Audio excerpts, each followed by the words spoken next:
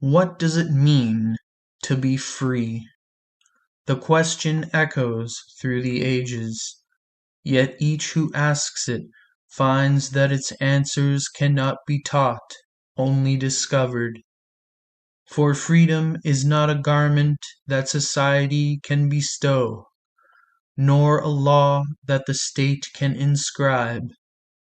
It is a movement of the spirit, an awakening of intelligence that perceives truth without distortion. We are accustomed to think of freedom outwardly, the liberty to act, to speak, to travel, to choose. These are necessary, yet they are but shadows cast by a deeper light. A man may wander across the earth without chains, yet remain bound within the narrow walls of his own fears, ambitions, and desires. He may shout of freedom from the rooftops, yet still be a prisoner to his own craving for recognition. Thus, outward freedom without inward liberation is but another form of bondage. To be inwardly free is to see oneself without the veil of judgment or comparison. It is to observe the movement of thought, the endless stream of wanting, resisting, justifying, and in that observation to understand its nature. Freedom begins when the observer and the observed are no longer divided, when the mind is silent not through effort but through comprehension. In that silence there is no authority, no compulsion, no striving, only the clarity of seeing what is.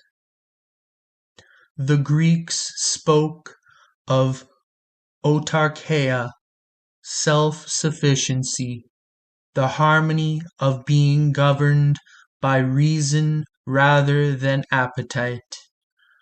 Yet reason alone, if dry and self-enclosed, can become another tyrant.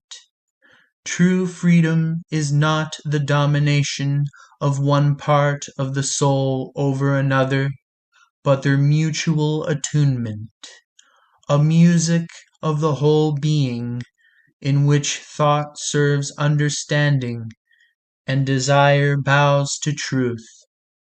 Freedom, then, is not an attainment, but a state of being in which fear has no root. It is not rebellion against society, but an emancipation from the inner structures that make society oppressive.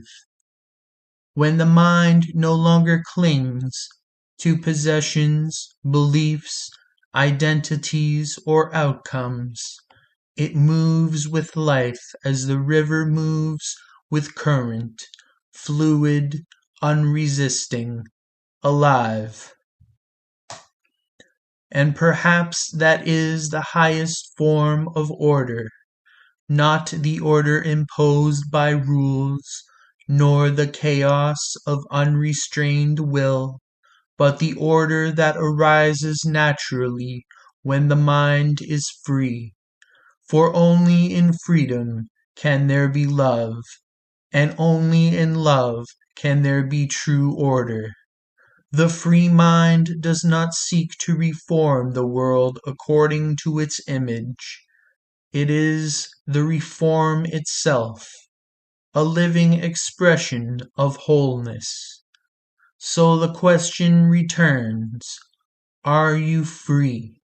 Not according to your nation, your religion, or your circumstance, but within yourself, in the stillness where no authority resides. To ask this question deeply, without seeking an answer, is already to begin to be free.